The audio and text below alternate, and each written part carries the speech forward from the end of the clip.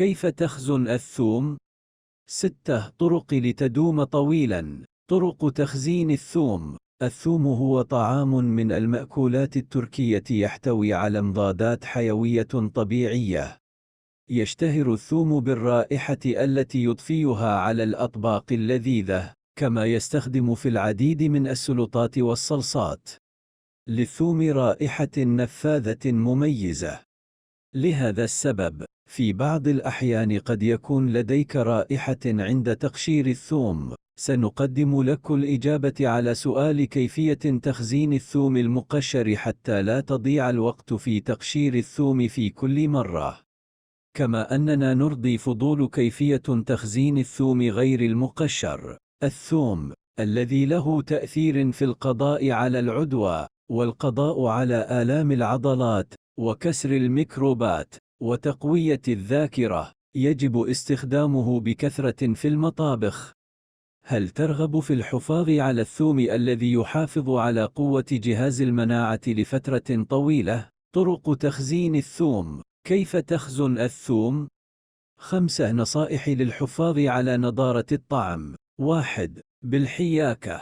للثوم بنية تتأثر فورا بتغير الحرارة. لها ميزة تبدأ في الظهور في الشمس والبيئات الحارة. يمكنك تجديل الثوم لمنع التبرعم. من أجل حياكة الثوم، تحتاج إلى شرائه أو جمعه مع السيقان. أمزج كل الثوم مع بعضها البعض باستخدام الجزء الجذعي من الثوم الذي اشتريته في شكل جاف. يمكنك تجربة هذه الطريقة عن طريق الحياكة. يجب أن تحرص على تخزين الثوم الذي حبكته في مكان مظلم وبارد، وبالتالي يمكنك تخزين الثوم الجاف وغير المقشر لفترة طويلة. كيفية تخزين الثوم. 2. حفظ في جرة.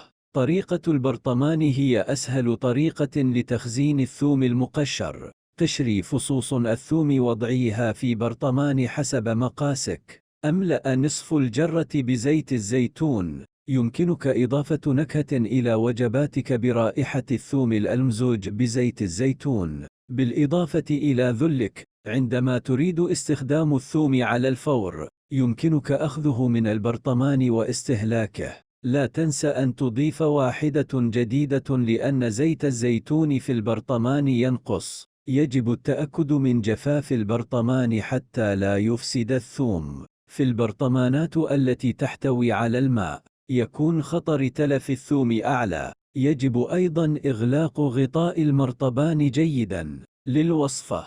كيف تخزن الثوم المقشر؟ كيف يتم تخزين الثوم المقشر؟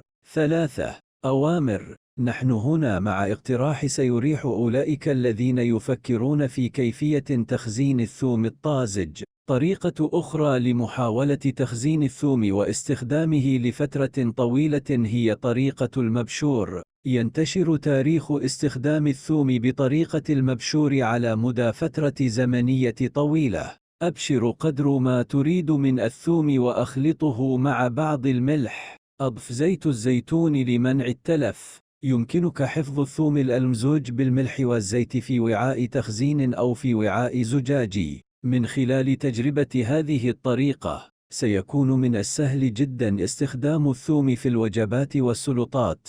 ستوفر الوقت في المطبخ مع الثوم المبشور. كيفية تخزين الثوم. 4 رميها في الفريزر. يوفر الفريزر راحة كبيرة للناس أثناء الطهي. من فوائده الحفاظ على الثوم؟ إذا كنت تتساءل عن كيفية تخزين الثوم في الفريزر، فلنبدأ. قشر فصوص الثوم وأضفها إلى كيس الفريزر. يمكنك إطالة عمر الثوم باستخدام أوعية تخزين متوافقة مع المجمد بدلاً من الأكياس. سيكون الثوم الذي تم تقشيره وتعبئته فقط في متناول اليد في الثلاجة وقتما تشاء.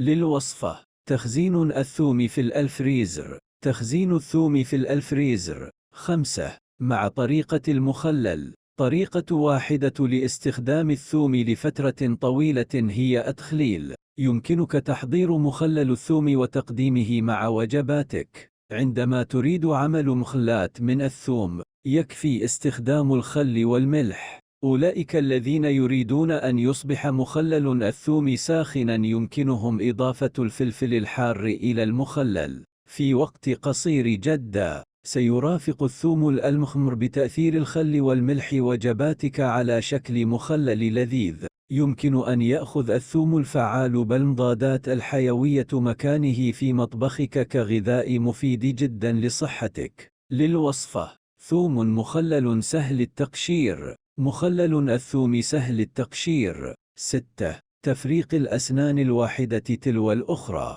يمكنك فصل فصوص الثوم واحدة تلو الأخرى والاحتفاظ بها في المنزل. من خلال تجربة هذه الطريقة، يمكنك الحصول على عدة أسنان دفعة واحدة لكل استخدام. إذا كان الثوم كبيرا جدا، أنزع القشرة الخارجية أولا. أفصل كل فص من الثوم عن التكتل واحدا تلو الآخر، وأترك قشرته الخاصة. أجمع فصوص الثوم المفصولة في وعاء. أحتفظ بهذه الحاوية بعيدا عن الماء والرطوبة.